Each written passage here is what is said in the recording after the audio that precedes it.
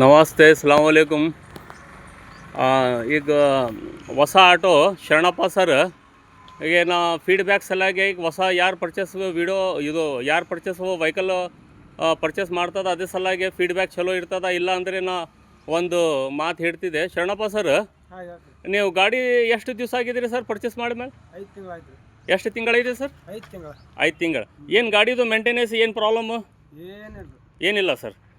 ಗಾಡಿದು ಪಿಕಪ್ ನಮ್ಮ ಕಡೆಗೆ ಹಂಗಾದ ಗಾಡಿ. ಹೌದಿಲ್ಲ? ಗಾಡಿ ಭಾರಿ ಆದ ಪಿಕಪ್. ಹಾಂ.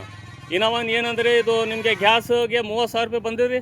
ಗಾಡಿ ಬಂದು ಇಲ್ಲ, 30,000 ರೂಪಾಯಿ ನಿಮಗೆ 1000 ರೂಪಾಯಿ ಬಂದ್ರೆ ಆಫರ್ ನಮ್ಗೆ ಹಾಕ್ಕೊಡಕ್ಕೆ. ಎಷ್ಟು ಆಫರ್ ಆಗ್ತದೆ ನಿಮಗೆ? ಹಂಗೆ 100 ರೂಪಾಯಿಗೆ 5 ರೂಪಾಯಿ ಅಷ್ಟು ಆಗ್ತದೆ. ಹಾಂ, ಆಗ್ತದೆ. ಈಗ 10% ಆಗ್ತೈತಿಲ್ಲ ನಿಮಗೆ?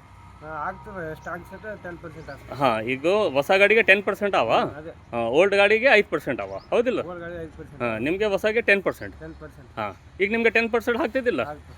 ಈಗ 100 ರೂಪಾಯಿ ನೀವು ಹಾಕಿದರೆ ಎಷ್ಟು ಕಿಲೋಮೀಟ್ರ್ ಹೋಗ್ತಿದೆ ಗಾಡಿ? 100 ರೂಪಾಯಿ ಹಾಕಿದ್ರೆ 50 ಕಿಲೋಮೀಟ್ರ್. 5 ಕಿಲೋಮೀಟ್ರ್ ಹೋಗ್ತದೆ.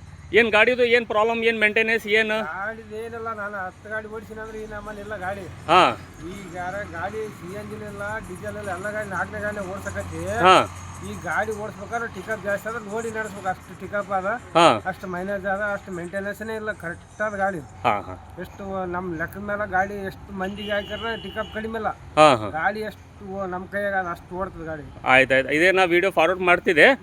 ಎಲ್ಲ ಮಂದಿಗೆ ನೀನೇ ಹೇಳಿ, ನಾನೇ ಹೇಳ್ತೀನಿ. ಆಯ್ತದೆ ಸರ್? ಹಾಂ, ಓಕೆ ಸರ್.